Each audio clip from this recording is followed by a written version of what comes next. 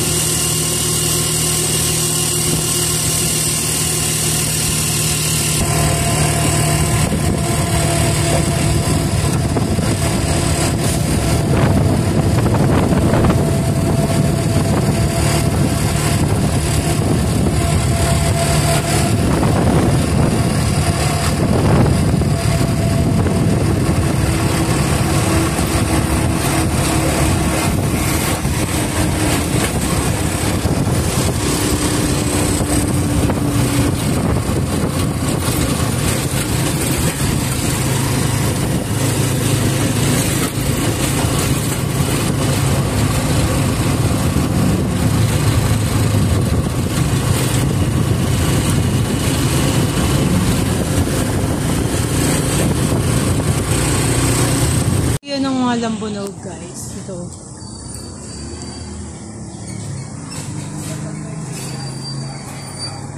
So, yun ang lambunog dito sa Atimonan, guys. Ito yung mga bilihan. So, tatry natin. Yan yung pangalan. Yan, ito. Lambanog. Lambanog. Ang sarap, guys. Dalawang klase yung lambanog nila. Bubblegum flavor. Bubble gum. Tapos meron din sila mga plain na lambanog, guys.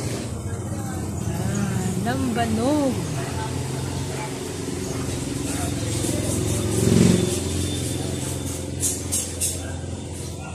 Sarap ng shawarma, guys. Sa sobrang gutom ko, guys, kumakain na ako dito sa daanan. Sa bilihan ng lambanog. Shawarma siya. Gutom na ako, guys. Ngayon lang ako kumain lapang almusal. Kain muna tayo ng shawarma.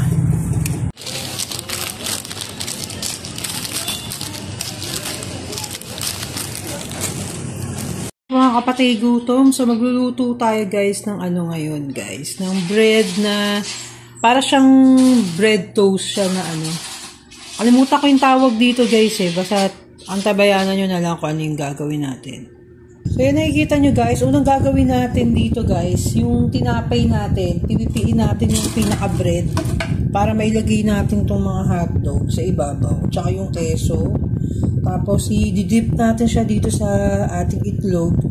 And then, lalagyan natin siya ng breadcrumbs. Tapos, pagkatapos na, ipapry na natin itong ating bread. Ganyan lang. Pinipipi. Wala kasi tayong rolling pin. Dapat meron tayong ganyan yung pang ano.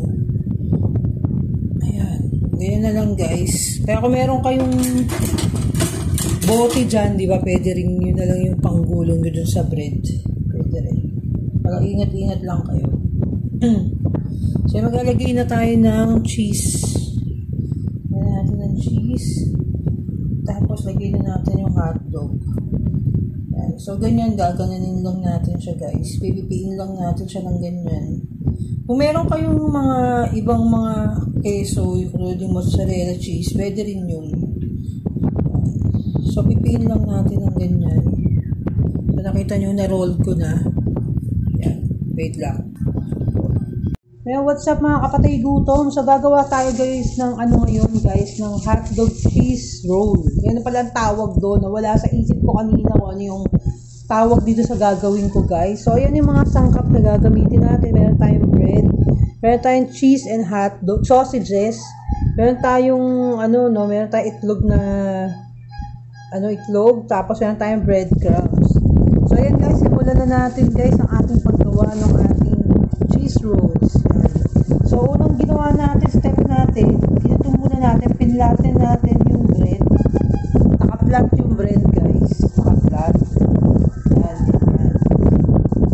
Flat natin. Kung may rolling pin kayo, gamitan nyo ng rolling pin para mas okay. So, ganyan, nilagyan na natin ng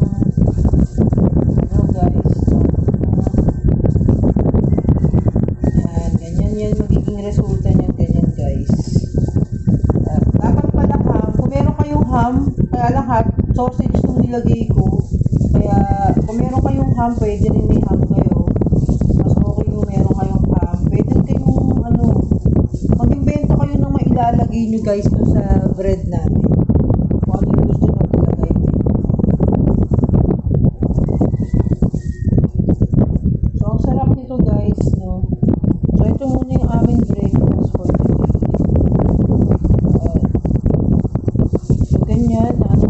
natin. So, ilulubog na natin siya dito guys sa ating ating itlog. Ilulubog na natin siya dito.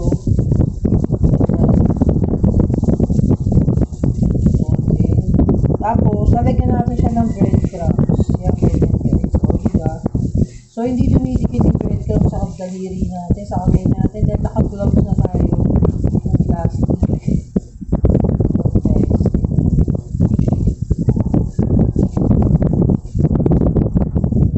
Sarap nito guys. Dati ko pa ito ginagawa nung nasa Laguna tayo. Gumagawa na rin tayo. So, luglog natin ulit. Luglog lang natin ng luglog din sa ating egg. Breadcrumbs. So, magugustuhan ito ng mga anak-anak nyo guys. Kung may mga pamangkin kayo, anak ng mga bata. Magugustuhan nila ito guys. Pwede na rin nilang pambawon sa school ito. Kaya alam, mas masarap kasi kinakain ito mainit guys. Talagang bagong siya.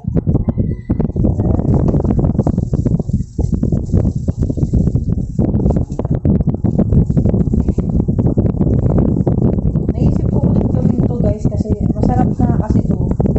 Tapos gawa tayo ng pinaka-sauce nito guys. Yung sausawan niya na merong mayonnaise and olive oil. Sausawan niya guys. Sasawsaw natin ito sa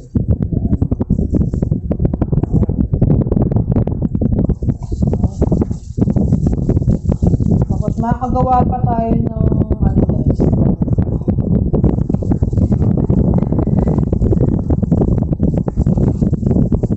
Diba?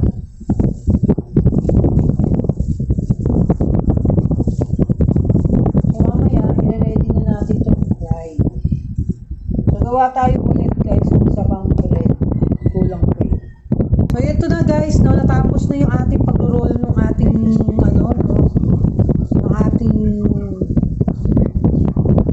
So yung ating hotdog rolls, cheese rolls. Yan, kung ano may maitatawag nyo dyan guys. So yun na nga yun.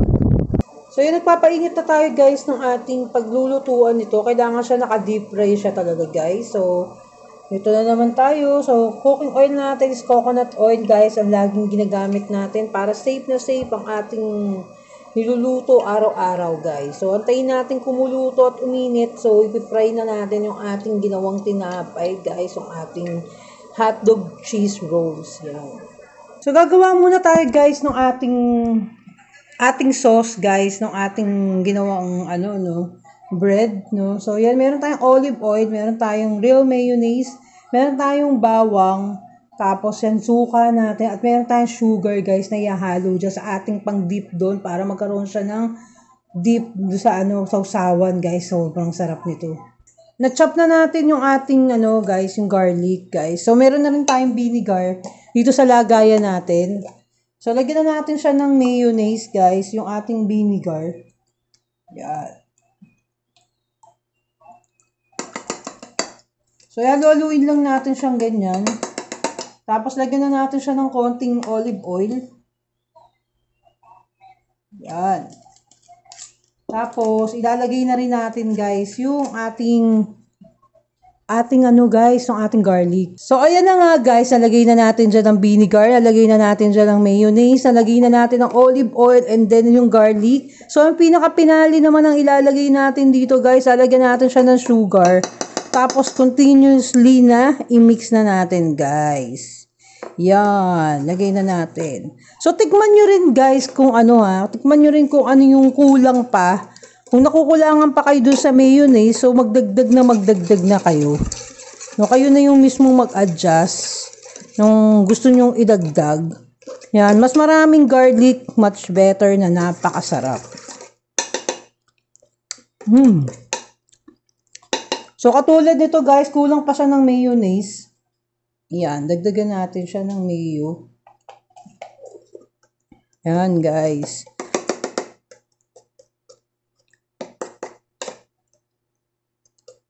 So, sobrang sarap ng garlic. So, lasang-lasa na kagad yung pinaka-garlic nito. Sarap nito, oh.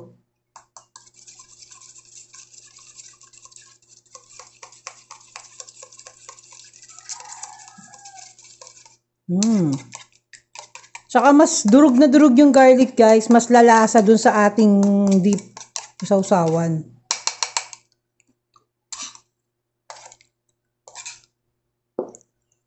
So, yan na nga. Natapos na guys. So, natapos na siya guys. Okay na siya guys. Yan. Okay. Kumapit na talaga guys yung lasa ng pagka-garlic doon at na-mix na natin siya ng bonggang-bongga guys. Kaya sobrang sarap na talaga niya. So, ito na nga guys, no, ilulutuin na natin guys. So, waiting na ba kayo guys? So, excited na ba kayo? So, ilagay na natin guys. Yan, lagay na natin. Mabilis lang maluto to guys. So, pag mainit na yung apoy nyo, medyo ipatayin nyo na. Hayaan nyo lang na medyo ganyan. Yan, kailangan natin ng tong guys. Yan. So, mabilis lang kasi maluto. Ang bango, guys. Grabe yung ay, ang bango niya. Para siyang ano talaga. Ay, ang bango. Sobrang bango niya. Tapos, napakaganda pa nung nabili nating breadcrumbs, guys. Sobrang ganda nung nabili nating breadcrumbs. So, ngayon lang ako ulit nakagamit ng gantong breadcrumbs na talagang napakakapit nung pagka-breadcrumbs na doon sa ating tinapay. Guys, dahil kasi yung ibang nabibili natin, guys, sobrang tipid nga to, guys. Dahil kasi, yan o, kapit na kapit siya guys. Ang ganda ng breadcrumbs. So yung brand niya is Mega Prime. Yun yung bagong brand ngayon na guys. So yan. So medyo buksan natin ulit yung ating lakas na lang natin. So alalay lang tayo sa pagluluto natin ito para maganda yung pagka golden brown niya guys. Yan, ang sarap, ang bango. So, ayan na guys, nakita ko na, nakaluto na tayo ng dalawa. So, nilagay lang natin sa ating, guys, sa ating strainer.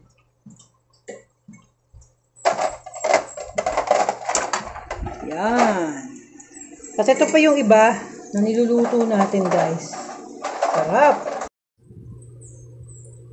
So, ayan na nga guys, yung niluto natin, guys.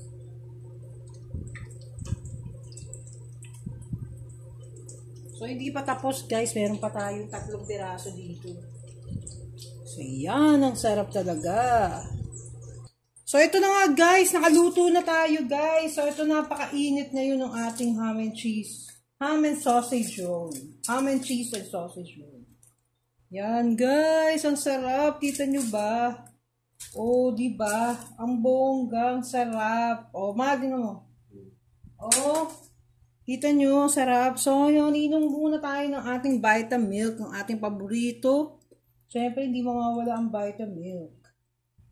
Yan, lagay natin doon sa ating yung Vitamilk, guys. Yan, sarap.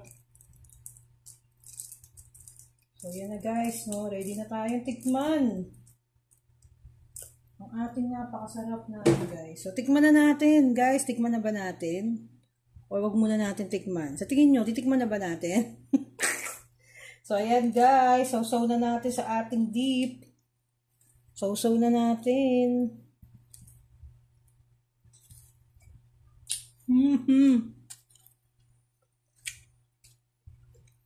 Grabe, sarap. Sarap guys, ang sarap. Wala, timam na.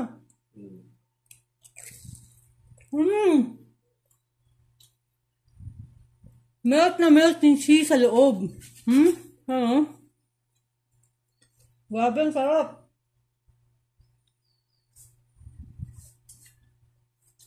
First time ko lang gumawa kasi ng ganito na sausage yung nasa loob. Guys, ang sarap. Oh? Nakita nyo ba? Nagme-melt yung keso sa loob.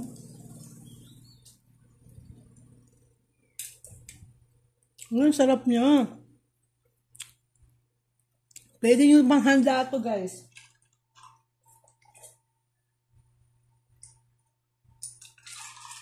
Naman pa ng Vitamilk. Sarap, oh.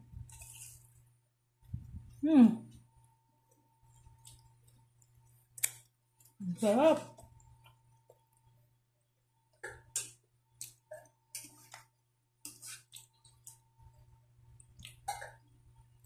Sarap ng pinaka-sauce. Dumagdag pa yung sauce, guys.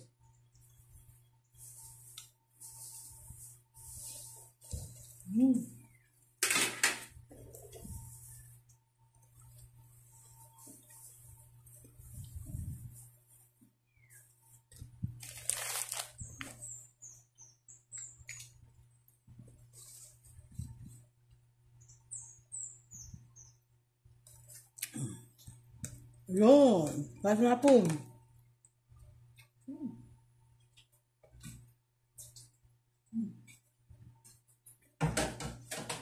Sarap.